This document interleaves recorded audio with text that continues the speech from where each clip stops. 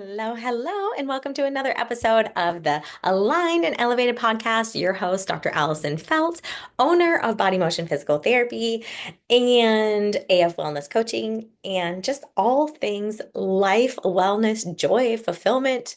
That's what we're bringing here.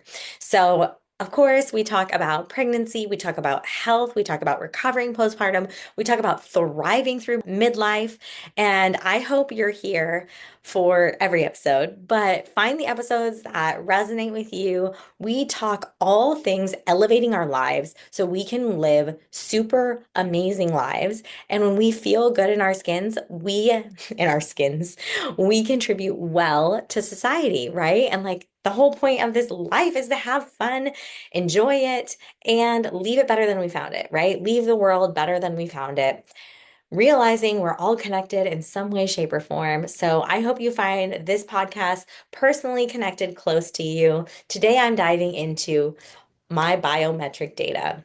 So you might be here because you've seen me go on a journey, a weight loss journey. It's not been just a weight loss journey. This is my spiritual journey. This is my soulful journey. This is my evolution of myself, my constant changing and up leveling of myself.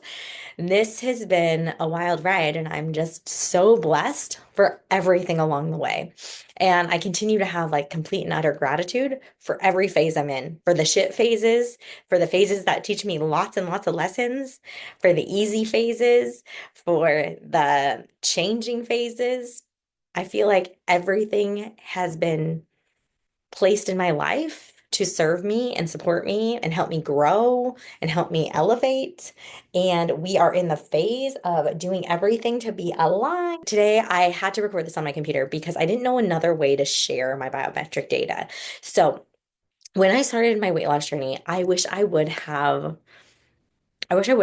done my DEXA scan. So a DEXA scan is a scan that has good validity to it, and it can measure bone density, it can measure lean muscle mass, it can measure fat mass, and as long as you're fairly consistent in how you do it, so meaning like if you do it first thing in the morning, you don't drink water, you don't do a workout, and you just go straight into the DEXA, you wear pretty much like a similar outfit, it's going to be pretty valid. Now with their DEXA scan that I do, it's through a company called Body Spec, and it's just because I host the truck at my office. I get a free scan from it, but I don't get any other like kickbacks from it. Um, so I don't really care what kind of DEXA scan you use, but I think it's really cool to measure your changes. And so that's how I was going to break down my changes today through my DEXA scans over the past years. So I started getting DEXA scan in March 2022.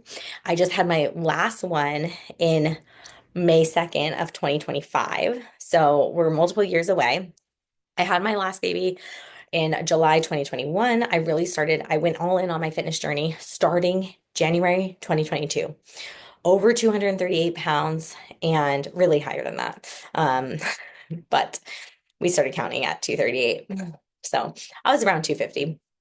And probably even higher before that, but 250, started tracking at 238. I didn't start getting my DEXA scans though until I was like 205. You'll see here. And I'm kind of bummed about that. I just didn't want to know. I think it was too hard to know, but it's really cool to see the data. So it tracks the weight, it tracks your lean muscle mass, and it tracks your fat mass and your bone density.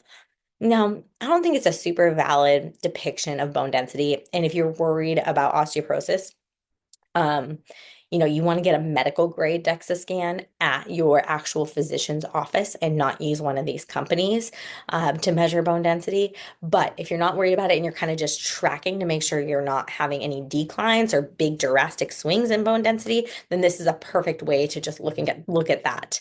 So I'm going to share my screen. So if you're listening on podcasts, you won't be able to see everything, but I'm talking through it. So you'll be able to hear me out as I talk through it. This is my DEXA scan history. It's a really cool because it starts at 40% body fat at uh, 204 pounds. You can see my fat mass was 81 pounds. My lean mass was 116. and my bone mass was 6.3 pounds. So the cool thing is my bone mass really hasn't changed. And I was breastfeeding through here. So I was making sure that my bone mass wasn't changing. I wanted to make sure that I haven't had much bone changes or, yeah, much bony changes. And so I have 6.3 pounds back in 2022. And now at May 2nd, 2025, I'm 6.2 pounds of bone mass. So really pretty good situation. If you're watching this on the YouTube, you can see that my weight has fluctuated through this.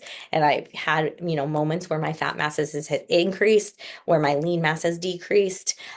Throughout any substantial weight loss, you are going to lose lean mass.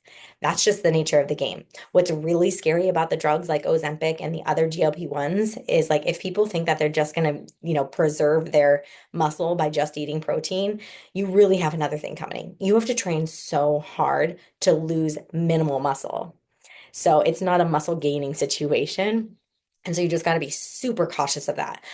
You can see I started out at 116 pounds of lean muscle mass, and I have 111 pounds of lean muscle mass now. So I've lost lean muscle mass, and I eat over 180 grams of protein a day, like pretty consistently every single day. I really have never, I haven't deviated from that from 2022, really.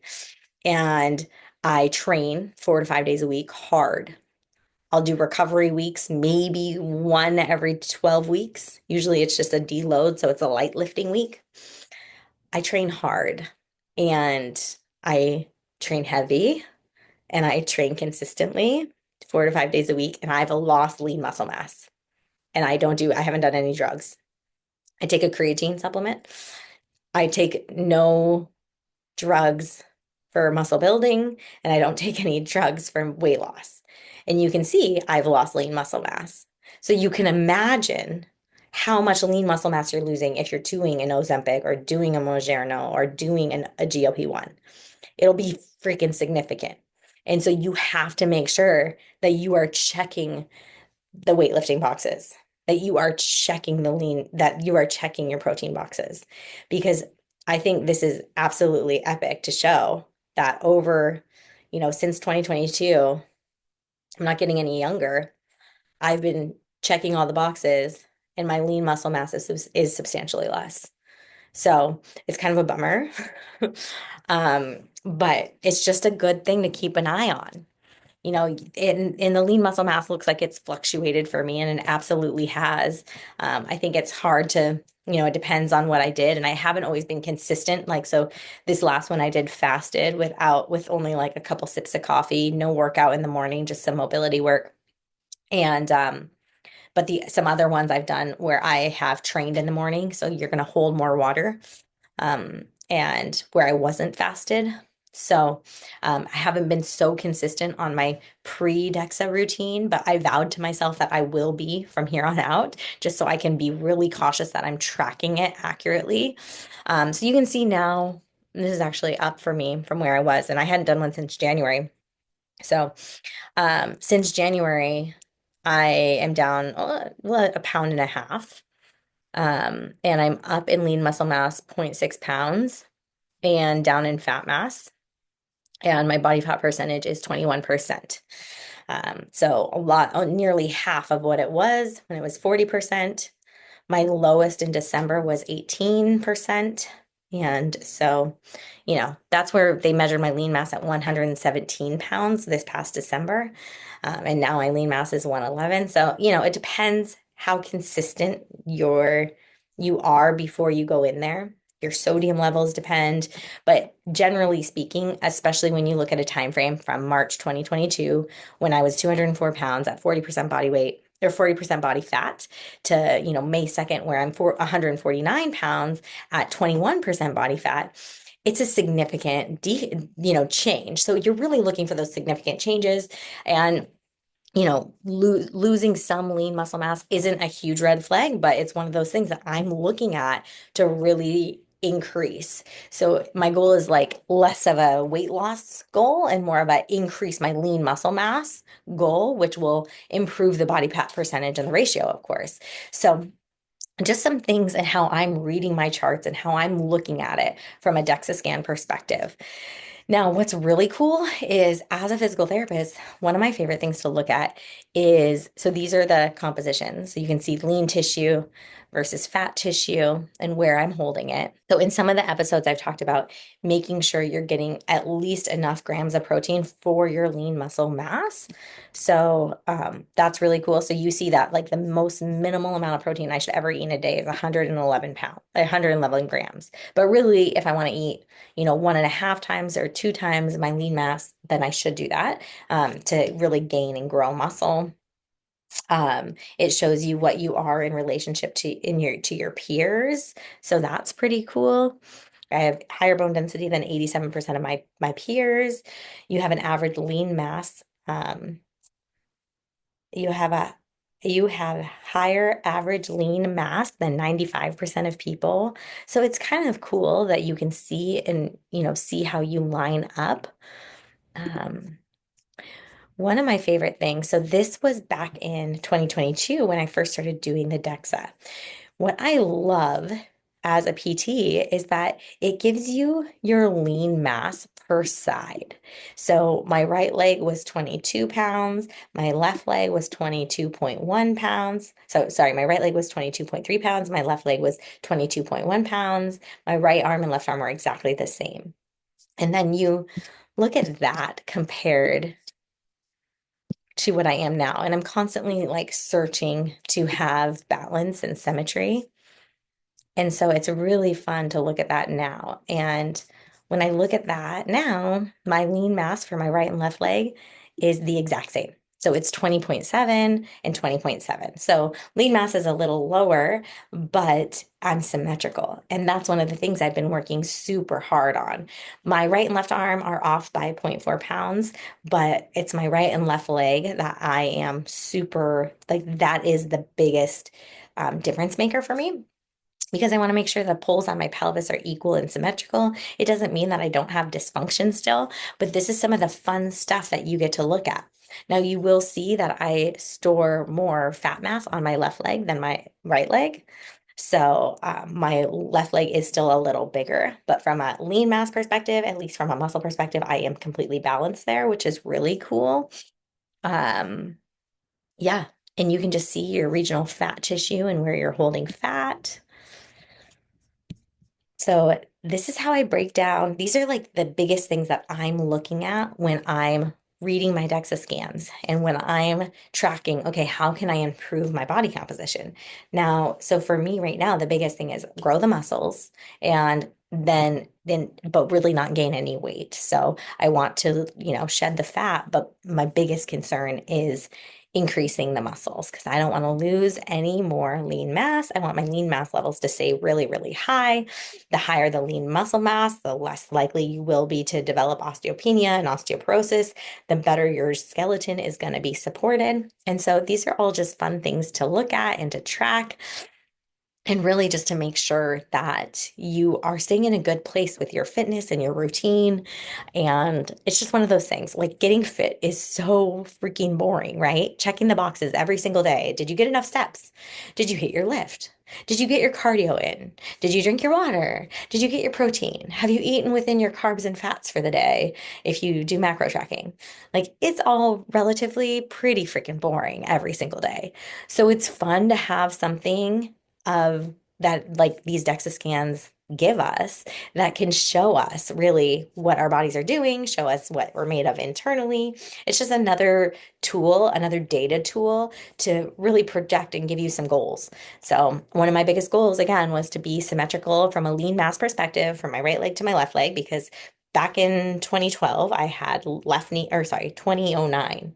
2009, I had, or 2010, one of those years, I had left knee surgery and my left knee just never came back the same. So I drive a lot harder on my right leg. My right leg has some dysfunctional movement patterns because it does all of the heavy lifting and working if I'm not super hyper focused on it. So these are just some fun things to think about and consider when you are looking at your reports. I hope you found this information helpful. I think I'll leave you by saying the last thing I look at is this android versus gynoid mass, regional mass. So I very much keep regional masses abdominally. I keep most of my fat abdominally. I tend to be very much an android body type where you keep most of your fat mass in your abdominal region versus a gynoid fat composition trend, which would keep it more in the extremities or in your lower extremities for females, particularly. And so so one of the things I've been really trying to harp on and change over the years is also to become very much less android and very much more gynoid. So that's fun to see. It's fun to see the shifts and the changes. And obviously there's a lot of changes over these years. Um, and let's see if they do they also look at, visceral fat. But here's the regional composition. Oh yeah. So you can see I've been able to change. So this is like the coolest part about the report, right? Is you can see that over time I've been able to change my lean muscle mass to be higher in the trunk and my fat to be lower in the trunk and to carry more fat in the arms and the legs. So that's kind of good for me. I would rather be carrying less fat abdominally. So this has been a huge win because I carry most of my fat when I'm a lot heavier abdominally, and that's not great from a visceral fat perspective. That's going to increase your risk of cardiac arrest and heart attacks and cardiopathologies. So really doing this type of analysis helps you set some goals like, okay, yes, I really want to make sure I can, lose the body fat and kind of change my body type. So that's what my strength training is really also set up for, is to really, I do a lot of legs, and the focus has been legs and also upper body, but that helps, change my distributions of where my mass is being held. So hopefully you found this informative, but this is how I use body spec and the DEXA scan. And these are my real numbers. Just being super transparent with you. This has been my transformation. I wish I had it go back even further from where I started, but it's fun to be able to track it. It's fun to be able to see the changes. It's fun to see, how much total mass has changed, how much fat mass has decreased, and how much lean mass has fluctuated. So, just constantly working hard to bring that lean mass up. I hope you found this information helpful. Drop any comments you have in the YouTube. We'd love to chat with you. Let us know your transformations or what your lean mass is, your fat mass, or total body fat percentage. It's just kind of fun, right? It's fun to have these goals to keep us accountable to the boring, mundane, boxes that we check every single day to keep our fitnesses in check. So, I hope you found this episode great. Like and share it with your friends and maybe start getting some DEXA scans if you want to see this type of data yourself. Okay, talk to you soon. Bye.